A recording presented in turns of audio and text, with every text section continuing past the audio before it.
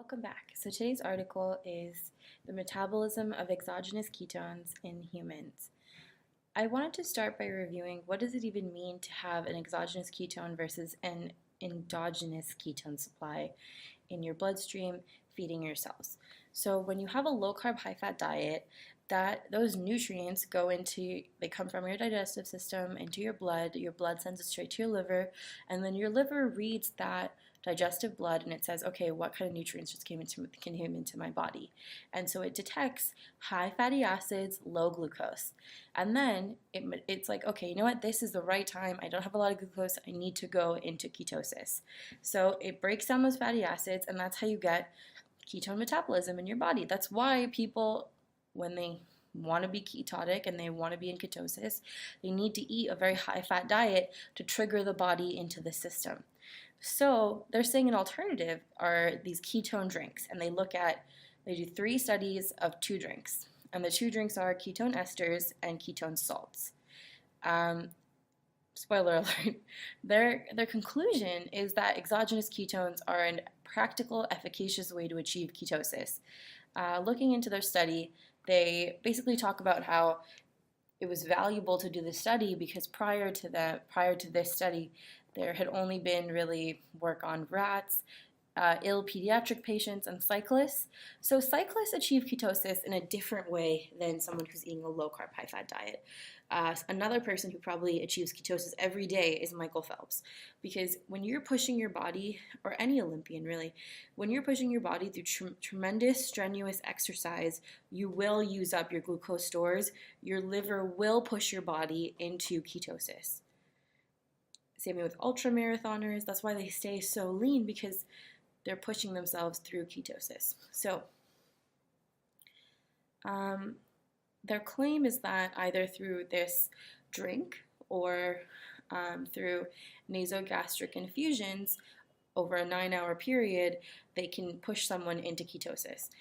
In the 9-hour period, if we were taking the drink, it was 3 drinks of a ketone ester or a ketone salt, and if it was nasogastric infusion, it was just constant. Women were given oral contraceptives to minimize menstrual cycle effects. Hormones do play a tremendous role in metabolism. When you look at their study, though, they choose people who are pretty much in their prime. So they choose 23-year-olds, 28-year-olds, 27, and then 30-year-olds. These are all people in their prime. They choose mostly men, and their BMI is pretty much stable. So they pick quite healthy, fit people. Continuing down, I don't want to go into the text of the results because I want to look at these graphs. So one of the reasons that they say, or they show really, the difference between the 2 kind of ketone drinks, is that the ketone salt is made up of 2 different forms of the same ketone.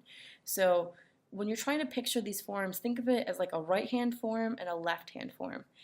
If you're using scissors meant for a right-handed person, but you're left-handed, you can't really cut through paper that well. Even though it's scissors, and scissors technically can cut through paper extremely well, it's because of that handedness that things get really tricky. So it's the same thing in the body. The body's expecting right-handed, but it's getting left-handed and it's getting tripped up.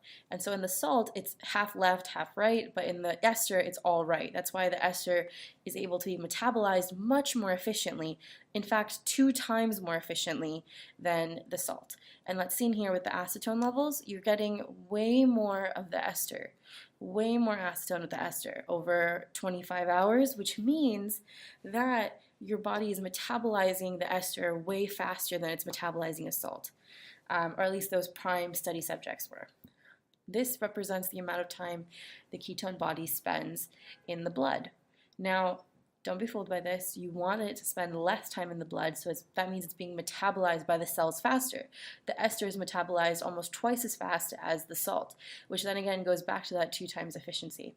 And this is something I thought was really interesting. The salt really affects the urine pH, which can be really dangerous. It's how you get kidney stones, by messing up your urine pH.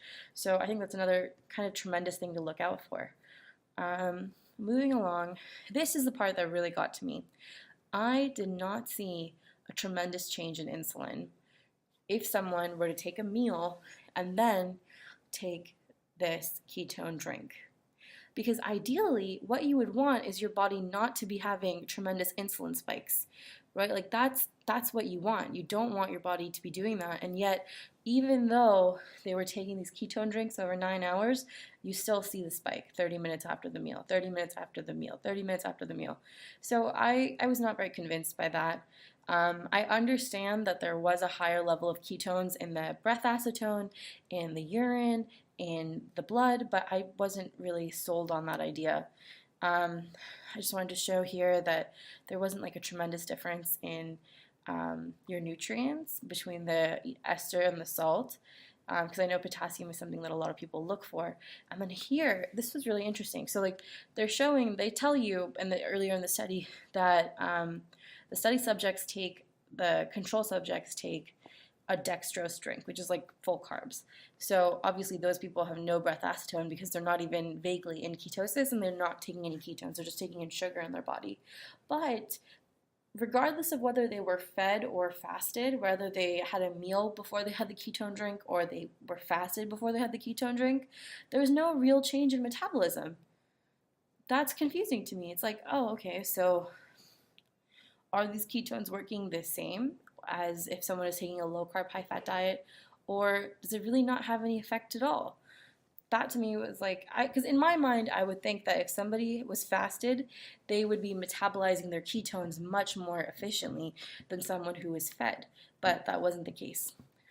And so they found it to be the same. So the last interesting thing I thought in the study was that they do talk about variability between patients, being that the body weight has to be adjusted to, so you have to take your ketone levels based off of your body weight, and you have to take into effect GI function, because again, your GI is the way the ketone enters the bloodstream, so you have to take that into consideration.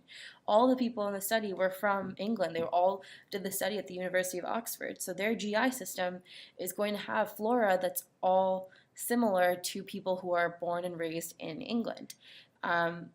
Someone who's born and raised in America or someone who's born and raised in India or China or Japan, we're all going to have different gut flora. It's not going to be tremendously different, but it is going to be different enough to play a substantial role. So that's another thing to think about.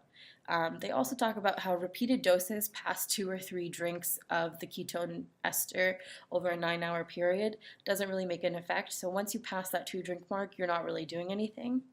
And then they talk about how the effects of the ketone drinks on insulin secretion are unclear. So if you're a diabetic, you might not really want to take ketone esters or salts because you don't really know how they're going to affect your insulin levels, if they're even going to affect it at all. Moving on, in conclusion, they say that ketone drinks are a viable and practical alternative to achieve ketosis.